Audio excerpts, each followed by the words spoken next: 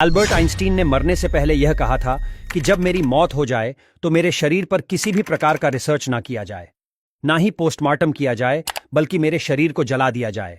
पर ऐसा बिल्कुल नहीं हुआ, क्योंकि जब आइंस्टीन की मौत हुई तो एक डॉक्टर ने चुपके से आइंस्टीन के बॉडी को चेकअप करने के बहाने से उसका ब्रेन काटकर अपने साथ चोरी करके भाग गया, क्योंकि डॉक्टर थॉमस को यह जानना था कि आखिर आइंस्टीन के ब्रेन में ऐसा क्या था जो इतना जीनियस था।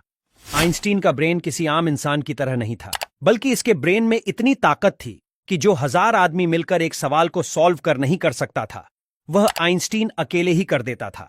आइंस्टीन को नोबेल प्राइज से लेकर वह हर एक अवार्ड मिल चुके थे, जो आज तक किसी को नहीं मिले हैं। इसकी दिमागी शक्ति को देखकर लोग ऐसा बोलते थे कि इसके दिमाग में 2 दिमाग है। आइंस्टीन को जब लगा कि वह मरने वाला है तो उसने अपने बेटे को एक दिन अपने पास बुलाया और उससे कहा कि बेटे, मैं तो मर जाऊंगा, लेकिन मेरे मरने के बाद मेरे शरीर को पोस्टमार्टम मत करना और ना ही इस पर रिसर्च करना। पर आइंस्टीन की यह बात सच नहीं निकली, क्योंकि जब आइंस्टीन हॉस्पिटल में मरा तो उसी अस्पताल में एक थॉमस नाम का डॉक्टर रहता था। उसने चुपके से आइंस्टीन की बॉडी को लैब में ले जाकर उसके ब्रेन को काटकर और लेकर अपने साथ भाग गया और वह अमेरिका के शहर फिलाडेल्फिया में जाकर छुप गया। डॉक्टर थॉमस ने उस जगह पर आइंस्टीन के ब्रेन के 240 टुकड़े कर दिए और उसे बोतल में बंद कर कर अपने घर में छुपा लिया। इस बात से डॉक्टर थॉमस की बीवी बहुत खफा थी। वह बार बार इस डब्बे को देखकर उसे गुस्सा आता था और वह उससे लड़ाई करती थी कि इसे यहां से ले जाओ, वरना मैं इसे फेंक दूंगी। बात इतनी बढ़ गई कि डॉक्टर थॉमस ने अपनी बीवी को ही तलाक दे दिया और वह वहां से ब्रेन लेकर चला गया। इसके बाद वह कई सालों तक इस ब्रेन को लेकर इधर उधर भटकता रहा, पर अभी तक उसे इस ब्रेन अंदर के राज का पता नहीं चल सका था।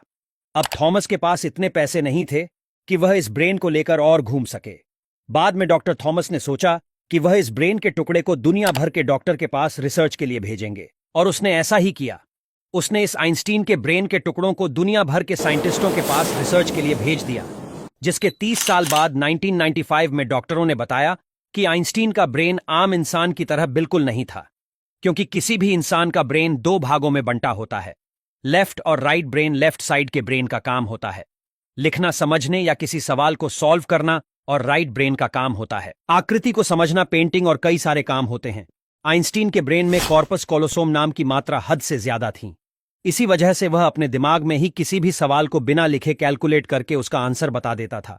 साथ ही इसके ब्रेन में न्यूरॉन्स का भी फ्लो हद से ज्यादा होता था। किसी भी इंसान का ब्रेन 1400 ग्राम का होता है, वहीं आइंस्टीन का ब्रेन मात्र 1200 ग्राम का था। साथ ही इसके ब्रेन भी काफी पतली थी। इस वजह से इसका दिमाग रॉकेट की तरह काम करता था। आइंस्टीन जब पैदा हुआ था तो यह 5 साल तक कुछ भी नहीं बोल पाया था, जबकि कुछ बच्चे 1 साल के अंदर ही बोलने लगते हैं। जब इसको स्कूल भेजा गया तो यह हर सब्जेक्ट में फेल हो जाता था, पर 2 सब्जेक्ट में इसके सबसे ज्यादा नंबर आते थे। साइंस और मैथ में जब यह स्कूल जाता था तो कई टीचर इससे डर जाते थे, क्योंकि यह ऐसे ऐसे सवाल पूछता था कि जिसका आंसर टीचर को भी पता नहीं होता था। इतनी छोटी उम्र में आइंस्टीन का दिमाग इतना तेज हो चुका था कि उसके टक्कर में कोई भी आदमी नहीं था। अपने पूरे जीवन में आइंस्टीन ने ऐसी ऐसी थ्योरी पब्लिश की जिसकी वजह से साइंस आज इतना आगे निकल चुका है। अगर आइंस्टीन ना होते तो हम साइंस में इतनी तरक्की नहीं कर पाते। आइंस्टीन की मौत के इतने साल बाद भी आज भी आइंस्टीन के ब्रेन के टुकड़े न्यूयॉर्क के म्यूजियम में रखा हुआ है, जहां पर आप जाकर देख भी सकते हैं।